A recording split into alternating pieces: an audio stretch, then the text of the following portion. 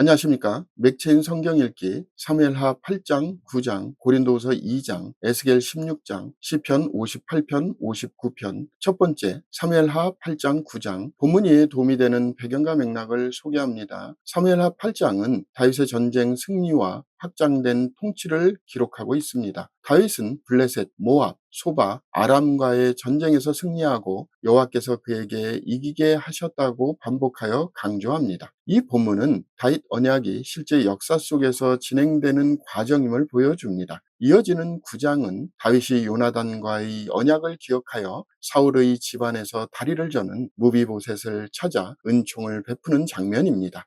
다윗의 통치는 전쟁에서의 승리뿐 아니라 하나님의 언약적 자비와 신실함으로 표현됩니다. 본문의 중요 구절을 소개합니다. 사무엘하 9장 1절. 다윗이 이르되 사울의 집에 아직도 남은 사람이 있느냐? 내가 요나단으로 말미암아 그 사람에게 은총을 베풀리라 하니라. 본문을 적용하는 데 도움이 되는 가이드라인입니다. 오늘날 우리는 하나님의 은혜로 선택된 자들처럼 조건 없는 은총을 받은 자임을 기억해야 합니다. 또한 우리도 받은 은혜를 흘려보내며 약한 자를 돌아보고 깨어진 관계 속에서도 신실함을 지켜야 합니다. 은혜를 베푸는 삶은 하나님의 마음을 드러내는 통로가 됩니다. 두 번째, 고린도후서 2장. 본문 이해에 도움이 되는 배경과 맥락을 소개합니다. 고린도후서 2장은 바울이 교회 안의 징계와 용서를 다루는 장면을 보여줍니다. 그는 어떤 사람이 죄를 범했을 때 지나치게 엄격한 징계가 아니라 회복과 위로가 필요함을 강조합니다. 또 바울은 그리스도의 복음을 전하는 사역을 향기와 같은 것으로 묘사하며 복음의 사역자가 세상에 미치는 영향력을 설명합니다.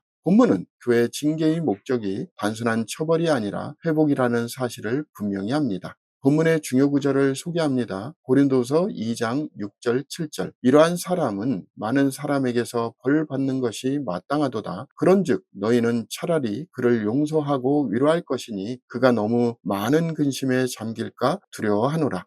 본문을 적용하는 데 도움이 되는 가이드라인입니다. 오늘날 우리는 교회 공동체 안에서 징계와 권면의 목적이 회복임을 기억해야 합니다. 잘못한 자를 정죄하는 데 머물지 않고 하나님의 용서를 본받아 위로와 사랑으로 세워야 합니다. 복음의 향기를 전하는 삶은 결국 용서와 화해의 삶으로 나타나야 합니다.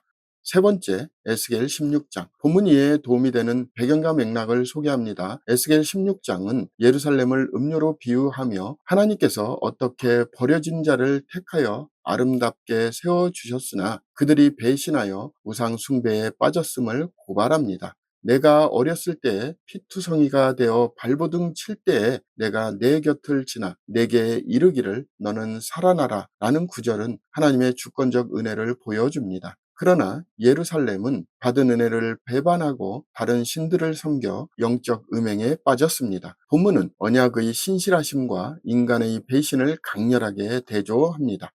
본문의 중요 구절을 소개합니다. 에스겔 16장 6절 7절. 내가 내 곁으로 지나갈 때에 내가 피투성이가 되어 발짓하는 것을 보고 내게 이르기를 너는 피투성이라도 살아 있으라. 다시 이르기를 너는 피투성이라도 살아 있으라 하고 내가 너를 들의 풀같이 많게 하였더니 내가 크게 자라고 심히 아름다우며 유방이 뚜렷하고 내 머리털이 자랐으나 내가 여전히 벌거벗은 알몸이더라. 본문을 적용하는 데 도움이 되는 가이드라인입니다. 오늘날 우리는 하나님의 은혜로 인해 생명을 얻은 자임을 잊지 말아야 합니다. 그러나 받은 은혜를 배신하지 않고 끝까지 신실하게 살아야 합니다. 세상의 유혹과 우상 숭배의 길을 경계하며 은혜를 준 하나님께 충성하는 삶이 우리의 정체성임을 기억해야 합니다.